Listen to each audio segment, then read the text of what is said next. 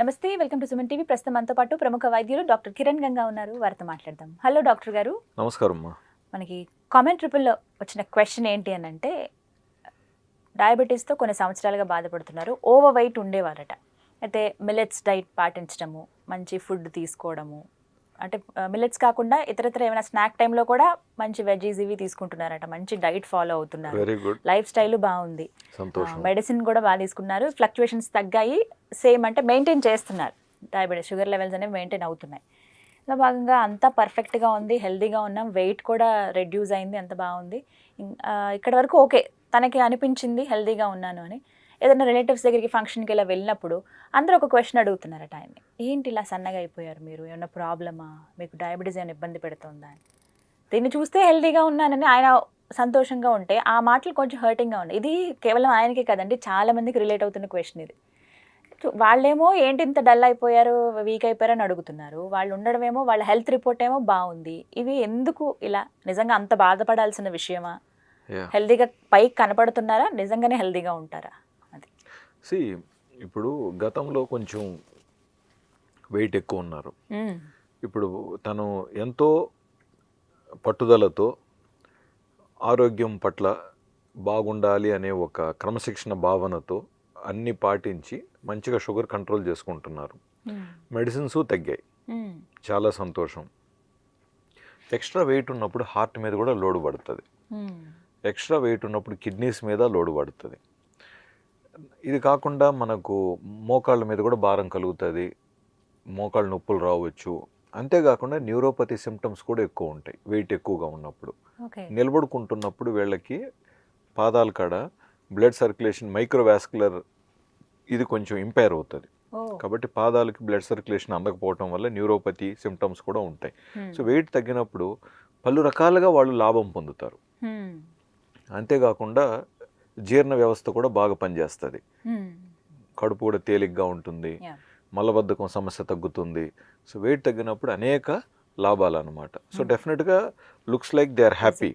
కానీ ఒక ఫ్రెండ్ సర్కిల్లో కానీ, పెళ్ళిళ్ళకి కానీ, ఏదైనా పూజలకు కానీ, బర్త్డే ఫంక్షన్స్ పోయినప్పుడు ఏం బక్కగా అయిపోయావు, చిక్కిపోయావు, సో ఇలాంటి క్వశ్చన్ అడిగినప్పుడు ఏంటంటే వీళ్ళకి భయం వేస్తుంది. అంటే జనరల్గా బరువు తగ్గిపోయావు, చిక్కిపోయావు, బక్కగా అయిపోయావు అంటే ఏమైనా క్యాన్సర్ ఏమైనా వచ్చిందా, ఇట్లాంటి థాట్స్ వస్తాయి పేషెంట్స్కి. సో అలా భయపడాల్సిన అవసరం లేదు. ఎలాగో మీ రెగ్యులర్ డాక్టరు మీరు కలుస్తున్నారు కదా, సో మీ డాక్టర్ కూడా మీకు అన్ని పర్ఫెక్ట్ అని చెప్పిన తర్వాత మీరు వాళ్ళు చెప్పిన మాటల్ని మనసులో పెట్టుకొని ఆలోచించుకుంటూ నిద్రలేని రాత్రులు గడపకండి. సో ఏమైంది సమాజంలో ఇటీవల, ముఖ్యంగా కోవిడ్ తర్వాత చూస్తే చాలా మందిలో మన బంధువు మిత్రుల్లో ఊబకాయం పెరిగింది. సో వీళ్ళు లావ్ అయ్యారు.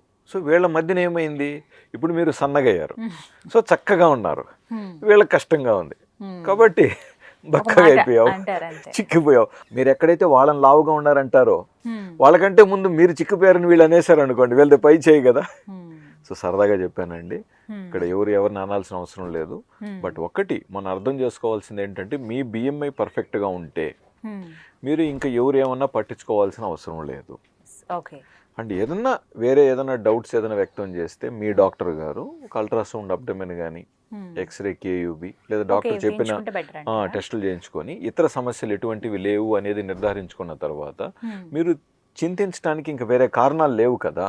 కానీ సార్, కొంతమంది అలా వీక్ అవుతూ ఉంటారు సడన్గా. అంటే ఎంత మంచి డైట్ అవి మెయింటైన్ చేస్తున్నా తర్వాత చూస్తే వాళ్ళకి కొన్ని రిపోర్ట్స్ బయటపడుతూ ఉంటాయి. అంటే మనిషి సన్నగా అవుతున్నారు అంటే వీక్ అవుతున్నారు అన్నప్పుడు ఎలాంటి ఇండికేషన్స్ అంటే దేనికి ఇండికేషన్? ఓకే కొంచెం డెప్త్లో వెళ్ళినట్లయితే, ఇప్పుడు వీక్ అవటానికి కారణాలు జనరల్గా విటమిన్స్ ఏదైనా లోపం ఉన్నా, పొటాషియం లోపం ఉన్నా, లేదా కొంతమందిలో సోడియం తక్కువగా ఉన్న వీక్నెస్ ఉంటుంది. చాలామంది ఈ వీక్నెస్ని షుగర్ లెవెల్స్ తక్కువ ఉండటంతో కూడా పోలుస్తూ ఉంటారు. సో బట్ ఇవన్నీ డాక్టర్ దగ్గరికి వెళ్ళినప్పుడు చూస్తే అన్ని నార్మల్గా ఉన్న తర్వాత ప్రత్యేకంగా వీటి గురించి ఆలోచించాల్సిన అవసరం లేదు. రెండోది, నిద్ర తక్కువ ఉంటే కూడా వీక్నెస్ ఉంటుంది. మీరు రాత్రి 12 వరకు ఫోను, టీవీయో చూసుకుంటూ, లేదా పిల్లలు అమెరికాలోనో ఆస్ట్రేలియాలో ఉంటారు, వాళ్ళతో ఫోన్లు గంటలు మాట్లాడుతూ, సరదాగా చెప్తున్నా, సో ఎక్కువగా వాళ్ళతో టైం గడిపినప్పుడు మీకు నిద్ర తక్కువైనప్పుడు కూడా వీక్నెస్గానే ఉంటుంది. ఇది ఒకటి ఆలోచించాలి. రెండోది, కొంచెం లావుగా ఉన్న పేషెంట్స్ బరువు తగ్గటానికి ప్లస్ షుగర్ కంట్రోల్లో ఉండటానికి మనం కొన్ని మందులు ఇటీవల ఎంపిక చేస్తాం. అది కొంతలాంటి వీక్నెస్ అనిపిస్తుంది కానీ బట్ నిజంగా వీక్నెస్ కాదు మళ్ళీ. సో అప్పుడు వాళ్ళని పేషెంట్స్ని మనం రీఅష్యూర్ చేసి ఇది ఇబ్బంది ఏం లేదు, ఇది సర్దుకుంటుందని ఎక్స్ప్లెయిన్ చేసి ఇతర రిపోర్ట్స్ అనేవి నార్మల్గా ఉన్న తర్వాత వాళ్ళకి మళ్ళీ మనం కాన్ఫిడెన్స్ని ఇచ్చి పాజిటివ్గా మళ్ళీ ఫాలోఅప్ చేసుకుంటాం. ఓకే. సో అది ఒకలాంటి వీక్నెస్ అనమాట. ప్లస్ కొంతమందికి హై షుగర్స్ నుంచి నార్మల్ షుగర్స్కి వచ్చిన తర్వాత, హై షుగర్స్ నుంచి నార్మల్ షుగర్స్కి వచ్చిన తర్వాత కూడా కొంతకాలం ట్రాన్సియంట్ వీక్నెస్గా ఫీల్ అవుతారు. అంటే తాత్కాలిక వీక్నెస్ అది మళ్ళీ మన బాడీ ఈ నార్మల్ షుగర్ లెవెల్స్కి మళ్ళీ అడాప్ట్ అయిపోతుంది.